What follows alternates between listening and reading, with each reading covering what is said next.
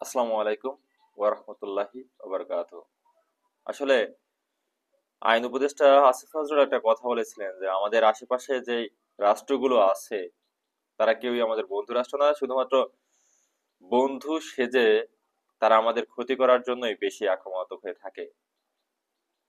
তারা কতটা বন্ধু সেটা তাদের কার্যক্রমেই বোঝা যায়। আসলে যে একটা কথাই আছে না, যে কাউকে ক্ষতি করতে হলে তার আগে বন্ধু হতে হয়, তারপরেই তার ক্ষতি করাটা আরো সহজ হয়ে যায়। কারণ বন্ধু হলে তার বিষয়ে সবকিছুই জানা যায়।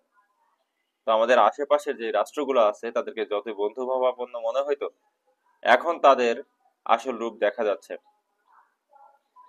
ডক্টর ইউনূস সরকারের যখন 8ই অগস্টে তার ক্ষমতায় নিল, তারপর থেকে আমরা দেখেছি ভারতীয়রা আমাদের বিভিন্ন সীমান্তবর্তী এলাকাতে তারা কিন্তু আমাদের যে আহ, বাংলাদেশের জনগণকে তারা সীমান্তবর্তী এলাকাতে গুলি করে হত্যা করেছে।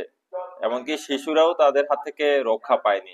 তারপরে আমরা দেখেছি যে ভারতীয়রা আমাদের জলসীমায় এসেও আমাদের যারা আহ, ইলিশ মাছ ইলিশ নিয়েও কিন্তু এটা একটা বিতণ্ড ছড়িয়েছিল, পাক বিতণ্ড। সেখানেও কিন্তু বাংলাদেশের যে জেলেরা ছিল তাদেরকেও বিভিন্ন ভাবে অপহরণ করা হয়েছে, তাদের ট্রলারকে ভেঙে দেওয়া হয়েছে।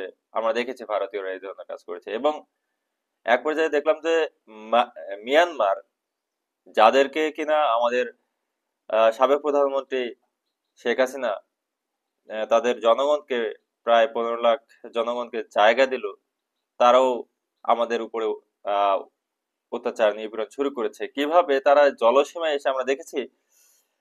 যখন ইউনূস সরকার ক্ষমতা নেওয়ার পরপরই কিছু একটা ঘটনা ঘটেছিল যে তারা আমাদের জলসীমা থেকে আরাকান রাজ্যে যে সেনাবাহিনীরা ছিল তারা কিন্তু আমাদের বাংলাদেশের লোকজনকে তুলে নিয়ে গিয়েছিল। তারই কিন্তু আরো একটি ঘটনা ঘটেছিল গত বৃহস্পতিবারে। পালংখালী ইউনিয়ন থেকে তারা যখন মাছ ধরতেছিল, সেখানে মিয়ানমারের সশস্ত্র বিদ্রোহী গোষ্ঠী আরাকান আর্মির সদস্যরা ধরে নেয় বলে কিন্তু স্থানীয় জনপ্রতিনিধিরা এটা নিশ্চিত করেছিল। সেখানে 5 জন বাংলাদেশের জেলেরা ছিল, তারা মাছ ধরতেছিল, সেখান থেকে তারা ধরে নিয়ে গেছে। তবে এখানে যে 5 জনকে ধরে নিয়ে আটক করে নিয়ে গিয়েছে, সেই আহ, তাদের মধ্যে একজন একজনকে মৃত হিসেবে পাওয়া গেছে। উপজেলার আঞ্জুমান পাড়ায় সীমান্ত এলাকা থেকে মরদেহটি উদ্ধার করেছে পুলিশ। নিহত জেলে উখিয়া পালংখালী ইউনিয়নের আঞ্জুমপাড়া এলাকার মোহাম্মদ হোসেনের ছেলে।